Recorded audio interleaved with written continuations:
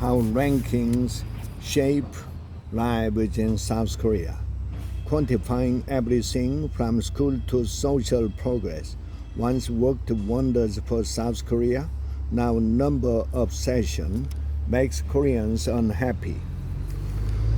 Chang, 28, grew up in a world where numbers defined her worth, from academic achievement to salary and social status.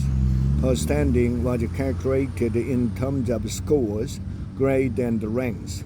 At school, where comparison was at its most ruthless, Chang received report cards after every midterm and final exam, which displayed her rank in each subject within a class and the entire school. These numbers made her constantly aware of where she stood relative to her classmate. Feeling the need to outperform my classmate, I became increasingly obsessed with the scores and the rankings, Zhang said. After graduation, grades were replaced by other metrics like age, salary, and set. It was only after she left South Korea that she truly grasped the pervasive influence of numbers on her life here. In Canada, I felt myself becoming more distant from numbers.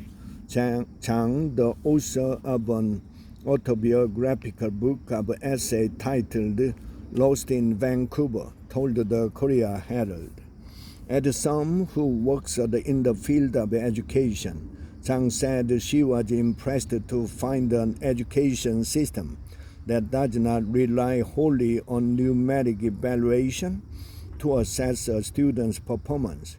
From what she has observed so far, all levels of education in Canada, from elementary school to university, use an absolute, not relative, grading system in which each student is graded according to fixed standards instead of a comparison with others. This environment encourages not only academic performance but also participation in extracurricular activities and sports, she explained. Life shaped by rankings. The emphasis on rankings and numbers is deeply embedded in various aspects of Korean society, serving as the basis for the many hierarchies that permeate everyday life. High schools across the nation are ranked annually based on the number of students they send to the top-ranked Seoul National University. The year a student enters college identifies them with a cohort that forms the basis of many relationships they build while in school and later in life, including those with other alumni.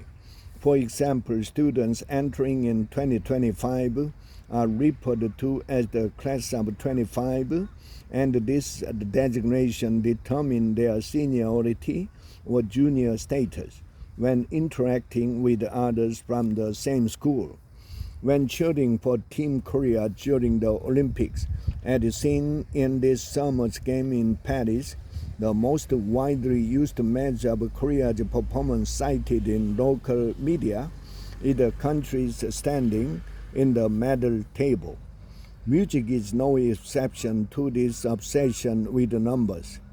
The nation's most popular music television program, Inki Gayo, and Show Music Core feature live performance by leading K-pop artists and rank their songs based on various criteria, including digital sales, album sales, YouTube views, social media mention, and the real-time voting by fans.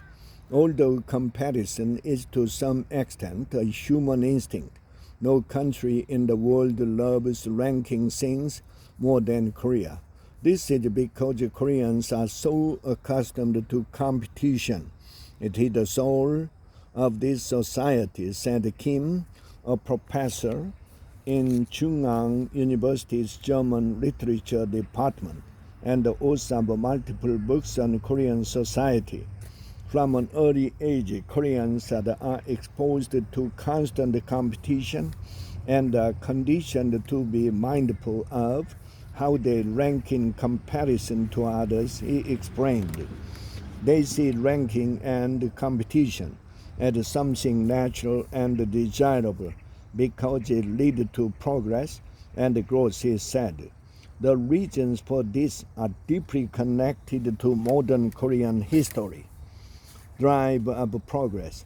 Ranking things can have a positive impact, as numerical goals and comparison provide clear guidance for achievement.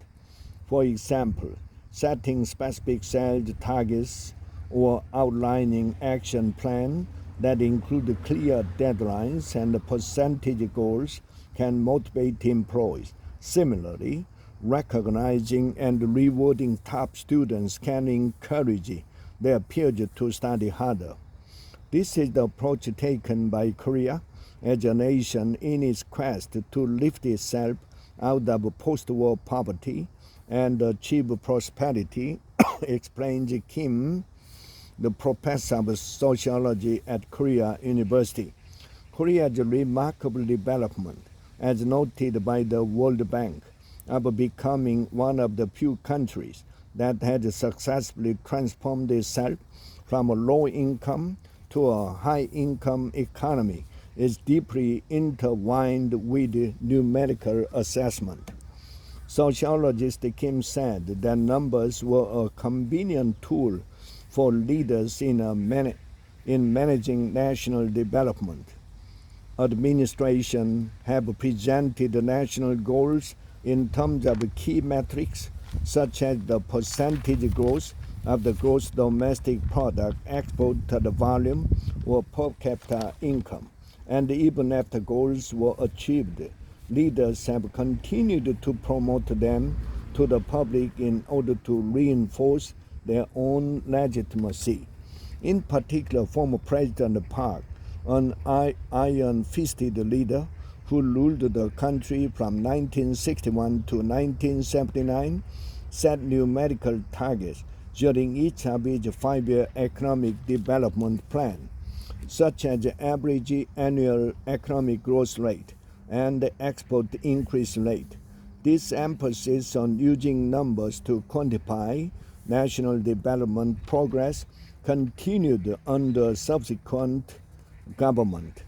Former President Lee's main campaign slogan was the 747 plan, which aimed for 7% economic growth, $40,000 gross domestic product per capita, and Korea becoming one of the world's top 7 economies. Former President Park Geun-hye then put forward her 474 vision, targeting 4% economic growth, a 70% employment rate, and a GDP per capita of $40,000. The Korean government has proceeded based on the slogan that if each and every one in this country would strive just a little bit harder, we could surpass the countries ahead of us and become a middle power nation.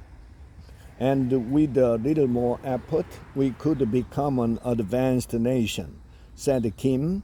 They have constantly emphasized where we stand globally, what our rankings are, and how our gross national income measures up. The election posters have always been filled with the numbers. Many believe the approach has been successful, as Korea, which is one of the world's poorest countries after the Korean War, had become the 14th largest economy in a little more than 60 years. The nation's GDP per capita stood at $78.60, 7 years after the war ended in an armistice in 1953. By 2022, it had reached $32,410, reflecting an increase of more than 410-fold over 62 years. value of the unquantifiable. Though that era of high national economic growth has passed, the influence of numbers in Korea has only intensified. In fact, quantifying everything in daily life, from calories and the likes to how many steps one walks and even friendships, is to a certain extent a global phenomenon, as noted by co-authors Michael Darlan and Helgi in the 2023 book, More Numbers Every Day. The world is experiencing a numberdemic, the two economists write. Professor of German literature Kim says that South Korea is suffering from the side effects of its overuse of numbers. This has made South Korea into an appallingly competitive society, the professor said, warning Koreans not to blindly accept the ideology of meritocracy as an unquestionable good.